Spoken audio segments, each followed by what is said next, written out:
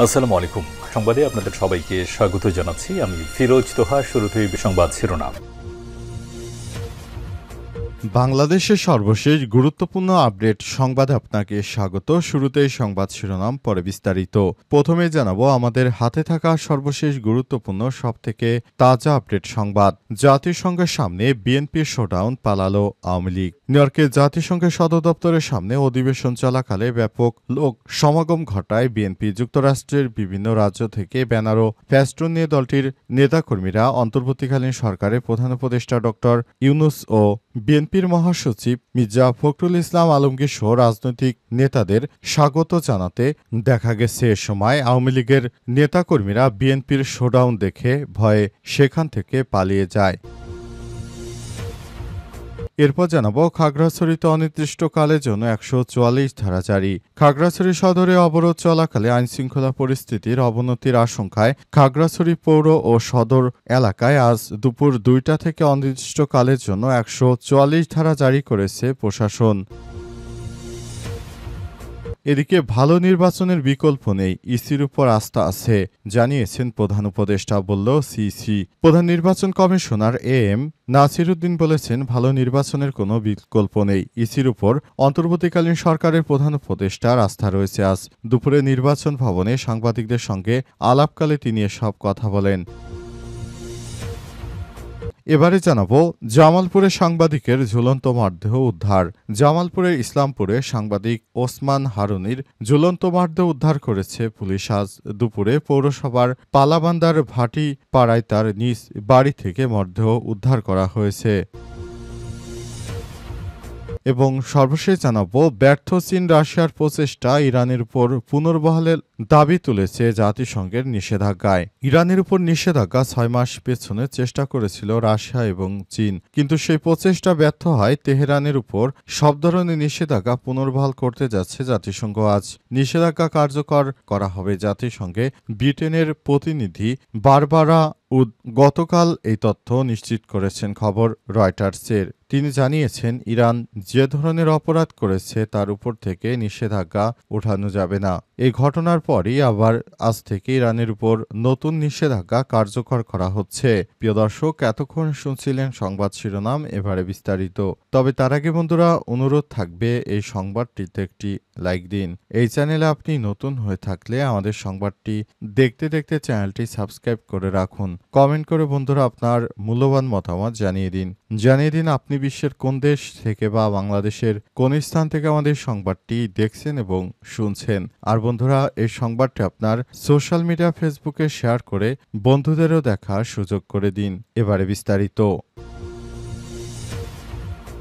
জাতিসংঘের সামনে BNP showdown, পালালো আওয়ামী লীগ। নিউ ইয়র্কে জাতিসংঘের সদর দপ্তরের সামনে অধিবেশন চলাকালে ব্যাপক লোক সমাগম ঘটায় বিএনপি।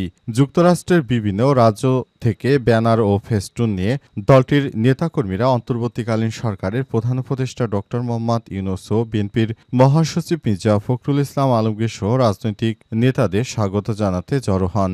জাতিসংঘে ডক্টর ইউনূস এর আগমনের প্রতিবাদ জানাতে একই জায়গায় একই ধরনের আওয়ামী লীগের নেতাকর্মীরা জড়ো হলেও বিএনপির শোডাউনের সামনে বেশিক্ষণ দাঁড়াতে পারেনি তারা।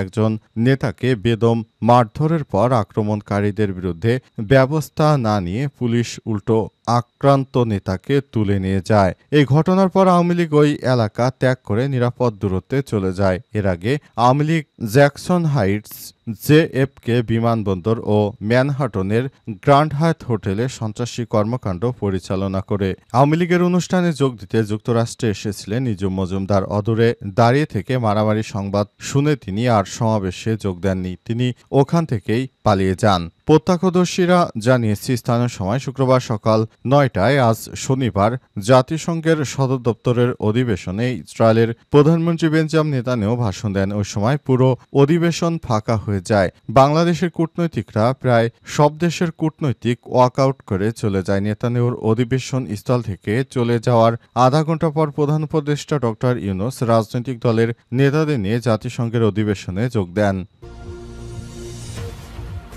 খাগড়াছড়িতে অনির্দিষ্টকালের জন্য ১৪৪ ধারা জারি। খাগড়াছড়ি সদরের অবরোধ চলাকালে আইনশৃঙ্খলা পরিস্থিতির অবনতির আশঙ্কায় খাগড়াছড়ি পৌর সদর এলাকায় আজ দুপুর ২টা থেকে অনির্দিষ্টকালের জন্য ১৪৪ ধারা জারি করেছে প্রশাসন। আজ দুপুরে জেলা প্রশাসক ও জেলা ম্যাজিস্ট্রেট এবিএম ইফতেখারুল ইসলাম খন্দকার বিষয়টি নিশ্চিত করেছেন। তিনি আরও জানান, আইনশৃঙ্খলা পরিস্থিতির অবনতি এবং জনগণের যান ও মালের ক্ষতি সাধনের আশঙ্কা রয়েছে, তাই ফৌজদারি কার্যবিধি এ নিষেধাজ্ঞা আরোপ করা হয়। আদেশ অমান্যকারীদের বিরুদ্ধে আইনগত ব্যবস্থা গ্রহণ করা হবে। এদিকে যুগ্ম ছাত্র জনতা নামে একটি সংগঠনের ব্যানারে ডাকা এই অবরোধ স্থবির হয়ে পড়েছে। পাহাড়ের জনজীবন সাজেকে আটকা পড়েছে হাজার হাজার পর্যটক। অবরোধের সমর্থনে পুরো জেলা জুড়ে বিভিন্ন স্থানে রাস্তায় টায়ার চালিয়ে ও গাছের গুঁড়ি ফেলে এক ধরনের তাণ্ডব চালিয়ে যাচ্ছে অবরোধের সমর্থকরা। প্রসঙ্গত, গত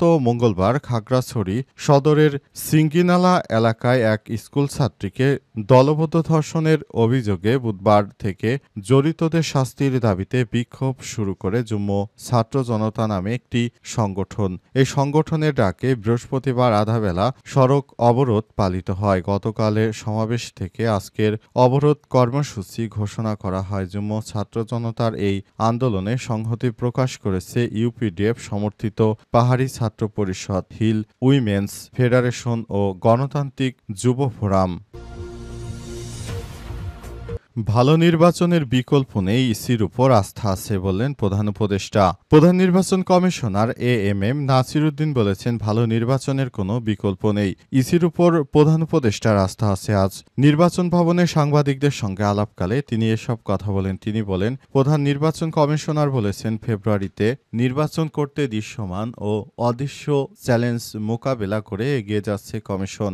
একটি ঐতিহাসিক নির্বাচন জাতিকে উপহার দেয়া হবে। এ বিষয়ে কমিশনের উপর প্রধান উপদেষ্টার পূর্ণ আস্থা রয়েছে। আমরা এই আস্থা ধরে রাখতে চাই। এ সময় ইসি আনারুল ইসলাম বলেন, কমিশনের মেরুদণ্ড সোজা রয়েছে। ভোট সুষ্ঠু করতে শতভাগ পেশাদারিত্বের সঙ্গে তারা দায়িত্ব পালন করতে চায়। অন্তর্বর্তীকালীন সরকার তাদেরকে যে সময় দিয়েছে সেই সময়ের মধ্যেও তারা যথাযথ প্রক্রিয়ায় নির্বাচন করতে চায়। অন্তর্বর্তীকালীন সরকারের প্রধান উপদেষ্টা ডক্টর মোহাম্মদ ইউনূস তিনি একটি ভালো নির্বাচন দেওয়ার জন্য নির্বাচন কমিশনকে নির্দেশ দিয়েছেন। আর নির্বাচন কমিশন অন্তর্বর্তীকালীন সরকারের প্রধান উপদেষ্টা সেই নির্দেশনা মেনে দেশে একটি সুষ্ঠু সুন্দর নির্বাচন দিতে বদ্ধপরিকর। তাই তিনি বলেছেন, আমরা নতুন বাংলাদেশ গড়তে বদ্ধপরিকর এবং অন্তর্বর্তীকালীন সরকারের বেঁধে দেওয়া সময়ের মধ্যে আমরা আগামী ফেব্রুয়ারির মাঝামাঝিতে এই নির্বাচন করতে চাই। এই নির্বাচনের মাধ্যমে দেশটাকে একটি ভালো অবস্থানে নিয়ে যেতে চাই বলে জানান তিনি।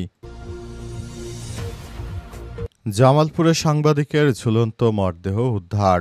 জামালপুরের ইসলামপুরে সাংবাদিক ওসমান হারুনির ঝুলন্ত মরদেহ উদ্ধার করেছে পুলিশ। আজ ২৭ সেপ্টেম্বর দুপুরে পৌরসভার পলাবান্দার ভাটিপাড়ায় তার নিজ বাড়ি থেকে তার মরদেহ উদ্ধার করে পুলিশ। নিহত সাংবাদিক ওসমানী হারুনি মোহনা টিভির জামালপুর জেলা ও আমার দেশ পত্রিকার ইসলামপুর উপজেলা প্রতিনিধি হিসেবে দায়িত্ব পালন করছেন। তিনি পলাবান্দা ভাটিপাড়া এলাকার মৃত আবু তালেবের ছেলে। স্বজনরা জানায়, দুপুর ১টার দিকে তিনি মূল ঘর থেকে পাশের একটি টিনশেড ঘরে যান। সেখানে তিনি সংবাদ পাঠানোর জন্য সব সময় কাটাতেন। কিছুক্ষণ পর নিহতের ছোট ভাইয়ের স্ত্রী ওই ঘরে গেলে তাকে ঝুলন্ত অবস্থায় দেখতে পান। পরে তার চিৎকারে নিহতের স্ত্রী ও পরিবারের অন্যান্য সদস্যরা ছুটে গিয়ে মরদেহ নামিয়ে ফেলে। এরপর বিষয়টি জানাজানি হলে থানা পুলিশ ও স্থানীয় সাংবাদিকরা ঘটনাস্থলে যান। ইসলামপুর থানার ভারপ্রাপ্ত কর্মকর্তা ওসি আসম আতিকুর রহমান বলেন, আমরা